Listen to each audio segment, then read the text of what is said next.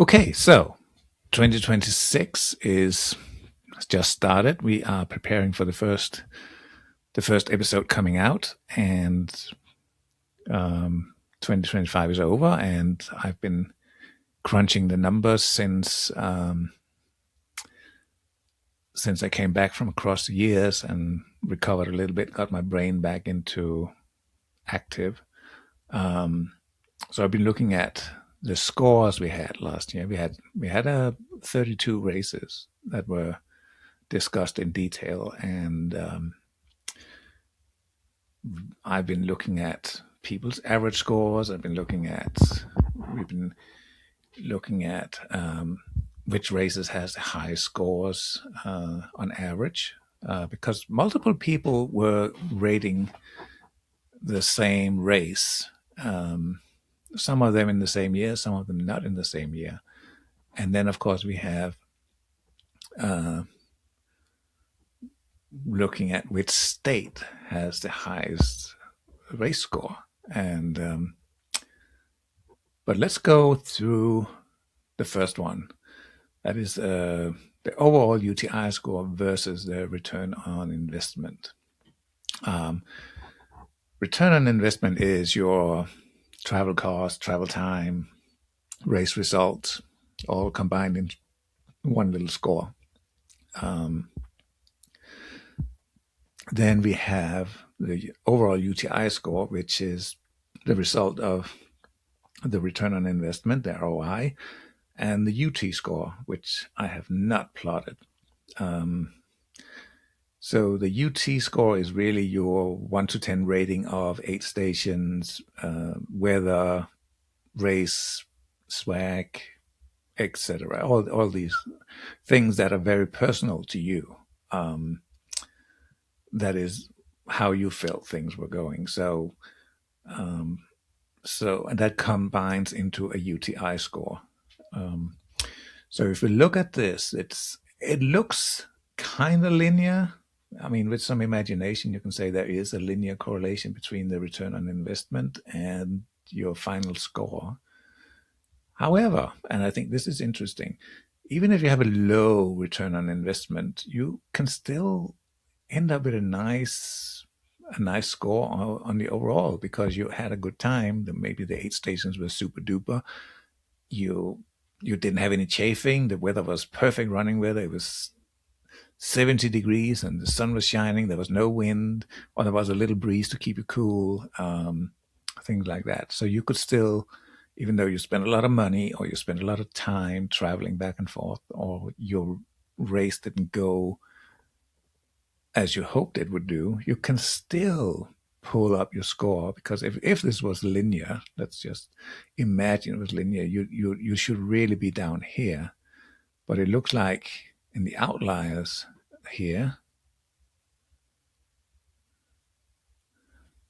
and here, you kind of still have, you still not necessarily linear, because again, this run here, if it was linear, it would really be up here, sort of. But yeah, so this seems the linearity, the linear correlation seems to be between zero 0.4 and 0.8. And out here, you might actually get better result than linear, and out here, lower result than linear. But we'll see what 2026 brings on these stats. Okay, so this is a histogram of where the return, the ROI lies. So we've got one race that's really, really low. It's an outlier. And this could be long travel time. It could be the race did not go quite as you wanted. So a low performance score, etc. Up here, we have another outlier, which is extremely high. And that could be, well, this was a long race and it didn't take me long to get there because it was just around the corner. It could be I did a lot better than I expected. I did a lot better than the cutoff time. The race fee was extremely high, but I didn't spend a lot of money outside of that. All that can contribute to a very high return on investment. The bulk of it seems to be right here in the middle. Um, So if you look at the median, which is the value where you have an equal amount of races on both sides of this value, is 0.543, which is somewhere around here. So, and at this point, you've got an equal amount of races this side and an equal amount of races this side. The mean or the average is 0.557, which is just around here, very, very close to the median.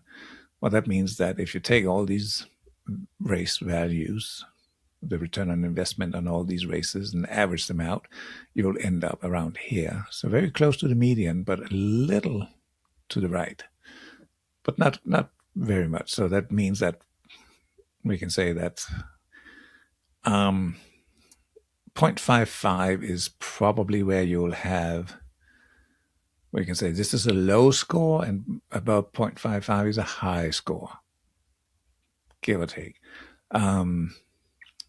That's how that came out.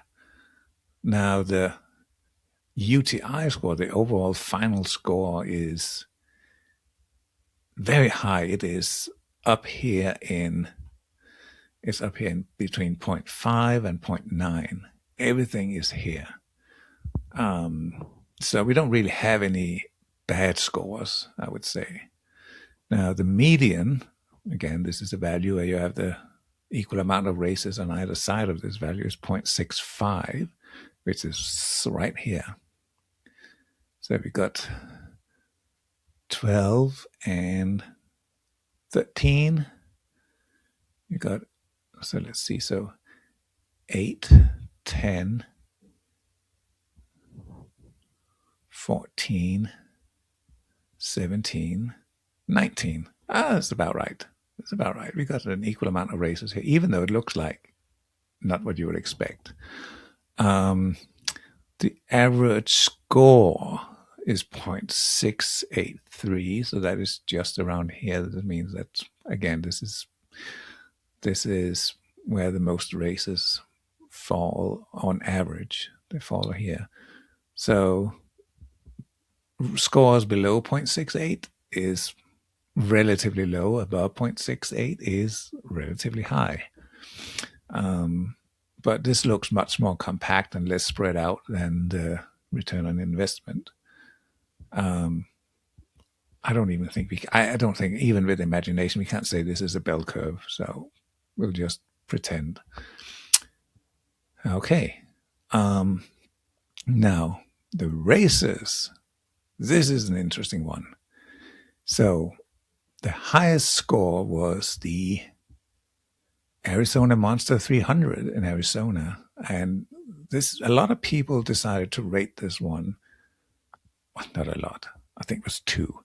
Two people decided to rate this one. And it's interesting because this was the inaugural year. And I know there was a lot of people that said there was a few slip-ups with 8 stations, and a lot of things weren't optimal. And I'm going to say this is par for the course when you go for the inaugural year. There are little details that needs to be ironed out for the next year, but it still did extremely well. This is an expensive race, and even though it was expensive, people got some really good results out of it. And they did have a good time. Look at that, 0.827 on average. That is reflecting that people had a really good time. They got challenged. They felt they got their money's worth, and everything. They had good things to say about it. Tahoe 200 is another high-ranking race. Ore 100, which is one of the toughest races out there, did really, really well. Potawatomi Trail Run 100-miler in Illinois also did very well. Cocodona 250, another big race in Arizona, also did extremely well. High Lonesome, classic. The Sticks, this is interesting because this is not your usual race. This does not go through some beautiful mountains. It does not go from point to point. This is literally taking place on a local guy's pasture and in Kansas. And it's a fun race. It's people keep coming back to it because it's just a great atmosphere. No one takes it too serious. It's all about having fun. Across the years, did well. So let's see. So How I Hope Endurance Run was the one that did the worst, and I'm putting the worst in quotation marks. It still did pretty well. Badwater is surprisingly low. Leadville, we had a lot of people doing Leadville, and I would have thought that would be higher on the list, but yeah, oh well. You learn something new every day. And then finally, let's look at how the states did it. Illinois tops the state. And you average out the races in Illinois, which is only one, it came out on top. Arizona, unsurprisingly, is second with an over 0.741. It's really good. Kansas and California. And we only had one race in Alaska, but it still made it up there. Texas did not do very well. New Mexico, there's only one race in New Mexico on the list last year. We hope someone is going to join and add some more New Mexico and Texas races. Texas has a lot of 100-milers, and we'd love to hear some more about those races. So overall, it's not a big spread from 0.56 to 0.78. That's not bad at all. These are tightly. This is not as different as it looks. It's I don't think there are any really bad races on this list. So that was it. That was 2025 in numbers. And I think it is time to reveal who did the best and the worst, which person, which race, and who did the worst. Well, not worst. People still had a great time, so let's put it different. And who had the lowest score, and we'll try to see what we can find out about that. So the one with the highest score was Paul James Johnson, and he was talking about the Arizona Monster 300. He had a return on investment of 0.787 and an overall score of 0.8667. Really high score. And in the other end, one of our favorite runners, Heather Dornis, she was rating Leadville 100, and she had a return on investment at 0.237, which is extremely low. That is the outlier I was talking about. But she still had a 0.5141 overall UTI score. And that is very impressive. She had such a great time at the race, and she actually pulled up from this very, very extremely low ROI to a very, very decent overall score. So where did what pulled it down? She had a lot of travel costs. That was a huge number of travel costs. I mean, her race fee was only 10% of her overall costs. She had 40 hours of travel.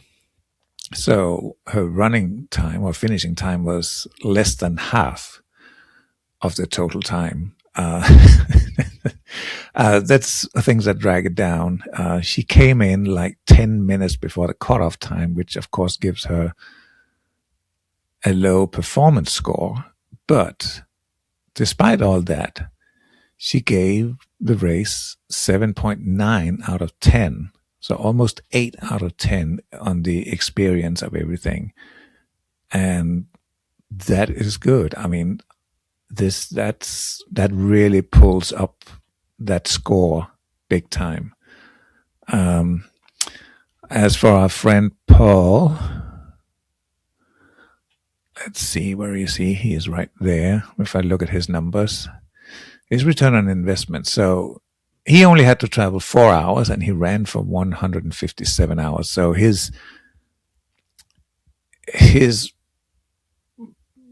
time of running was 97% of the total time he spent on this race. Even though it was a high race fee, he didn't spend a lot of money on travel or nutrition or shoes. So his cost score was 0.76. So 76% of his cost were the race fee, as it should be. But not should be. There's things that, and then he had an extremely good race. The cutoff time was 170 hours. His goal was 130. So he was very ambitious on this race, but he did finish in 157 hours, which is way over the 130 he had planned. So his performance was actually ended out to being 0. But because he did finish way ahead of the cutoff time, so his aggressiveness was pretty high, and that leads to a high return on investment. I mean, he did the right thing. He took a local race, and he didn't spend a lot of money, and he finished better than the cutoff time, even though he was slower than he planned to be. And then, of course, his overall rating of this game or this race was 0.94 out of 10. So he had such a great time. And if I remember correctly, he's already signed up again. He had such a good time with everything.